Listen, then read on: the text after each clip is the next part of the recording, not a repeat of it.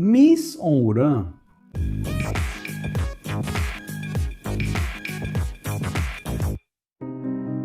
Tere insenerite austajad, minu nimi on Igor Felipe ja täna räägime väga olulisest ja vastuolulisest materjalist. Ja selle kasutusvõimalused võivad olla nii rahva hüvanguks kui ka kahjuks. Uraan. Aga mis on uraan?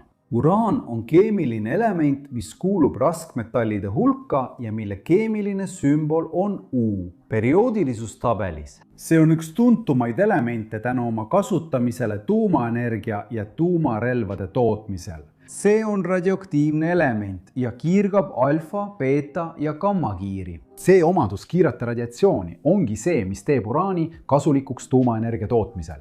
Näiteks uraani tuumareaktsiooni kasutatakse soojuse tootmiseks, mis muudetakse elektrienergiaks tuumaelektrijaamades. Uraani leidub looduslikult maakoores ja uskumatu küll, see on üks kõige levinumaid elemente planeedil. Siiski ei leidu seda puhtal kujul, vaid hoopis mineraalides nagu uraniit ja karnotiit. Maailmas suurimad uraanivarud on koondunud mõnesse riiki, sealhulgas Kasahstani, Kanadasse, Austraaliasse, Venemaale, Lõuna-Aafrikasse ja Ameerika Ühendriikidesse. Need riigid vastutavad maailmas suurima uraani tootmise eest. See, kuidas uraani looduses leidub, sõltub sellest, millises mineraalimaardas ta asub. Ja nagu selle vorm sõltub ka selle kaevandamise protsess sellest, millises maardlas see asub.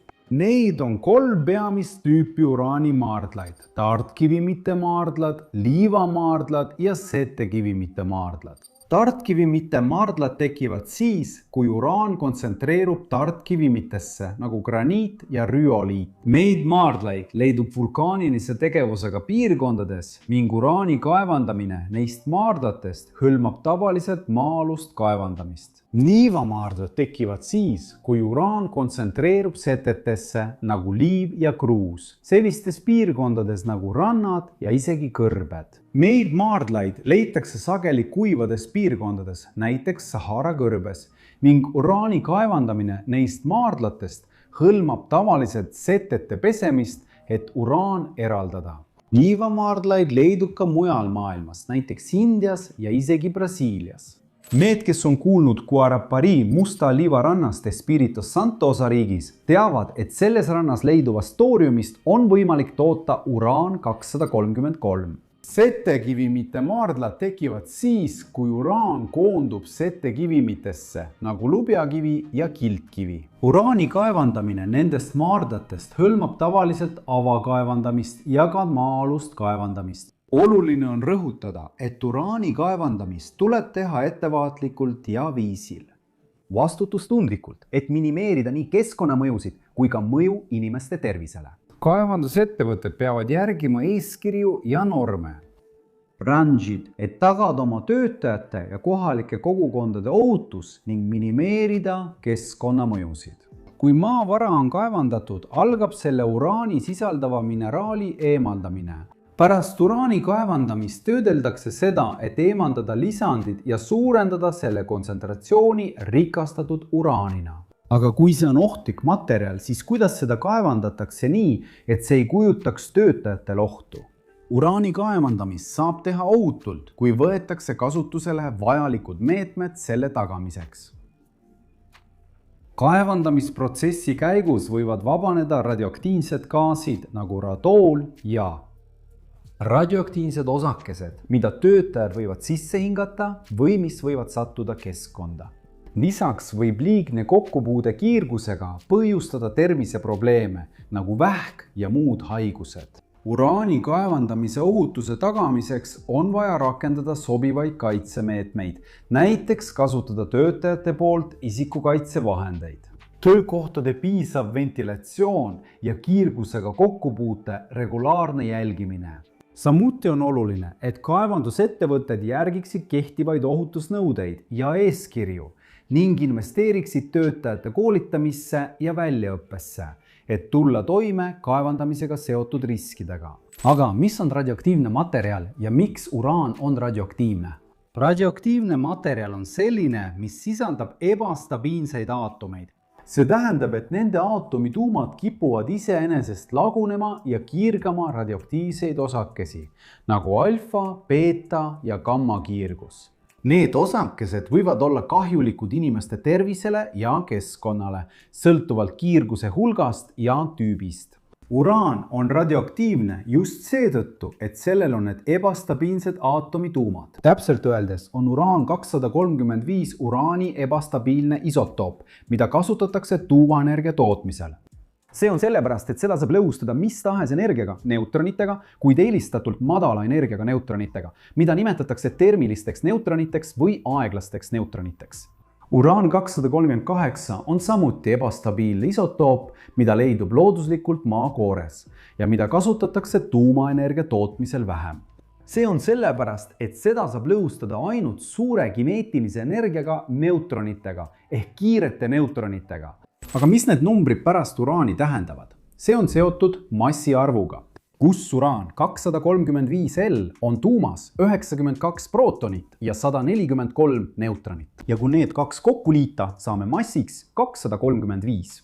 Uraan 238 on 92 prootonit ja 146 neutronit ning kokku liites saame selle massiarvu ja gaasi.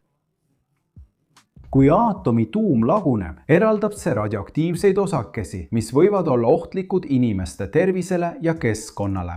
Näiteks võivad alfa-osakesed olla blokeeritud paberilehega, kuid beeta ja gamma-osakesed võivad tungida inimkehasse ja põhjustada rakkudele ning DNA-le pöördumatut kahju. Sel põhjusel on oluline võtta kasutusele sobivad ohutusmeetmed radioaktiivsete materjalidega, sealhulgas uraaniga töötamisel. Kui sulle meeldivad sarjad, siis ma väga soovitan HBO sarja Tšernobõl, kus selgitatakse, mis juhtus Tšernobõli tuumaelektrijaama õnnetuses Ukrainas ja millist kahju võid kiirgus inimestele ja sellele kohale, kuhu see jõuab teha. Aga kus uraani kasutatakse? Nagu ma juba video alguses mainisin, kasutatakse uraani peamiselt kütusena tuumareaktorites elektrienergia tootmiseks. Kui uraani pommitatakse neutronitega tuumareaktoris, toimub ahelreaktsioon, mis vabastab suure hulga soojusenergiat. See energia kasutatakse seejärel auru tootmiseks, mis käitab turbiine ja generaatoreid elektri tootmiseks. Me oleme juba teinud video, mis selgitab, kuidas tuumaelektrijaam töötab ja kui sul on huvi, siis ma jätan selle video lingi selle video lõppu, et saaksid seda vaadata. Uraani kasutatakse ka tuumarelvade tootmiseks.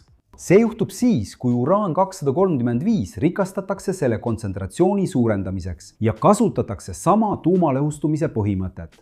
Kui seda pommitatakse neutronitega, käivitab see ahelreaktsiooni, mis vabastab palju energiat. Lisaks elektrienergia tootmisele ja tuumapommide valmistamisele on uraanil palju muid kasutusviise erinevates valdkondades, näiteks meditsiinis. Tuumameditsiin kasutab uraani radioisotoope nii haiguste diagnoosimiseks kui ka raviks.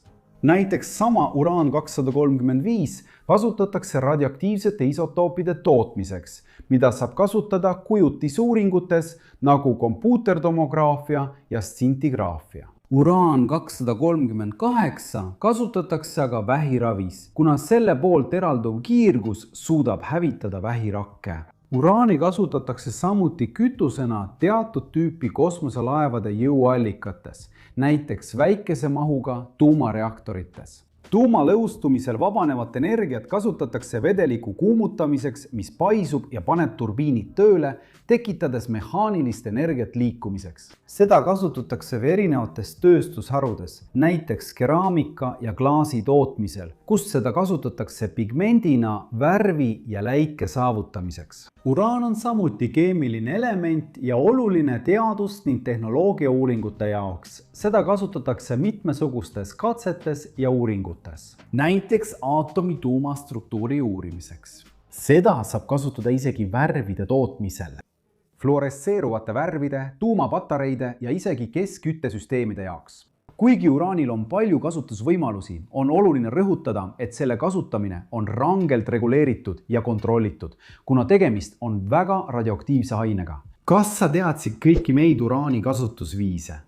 Kas sa arvad, et peaksime seda elementi rohkem kasutama elektrienergia tootmiseks? Jäta oma arvamus kommentaaridesse, ma tahaksin teada. Ma jätan siia kõrvale 2 videot, mis teile võivad samuti meeldida ja üks neist on täpselt see video, millest ma rääkisin tuumaelektrijaamade kohta.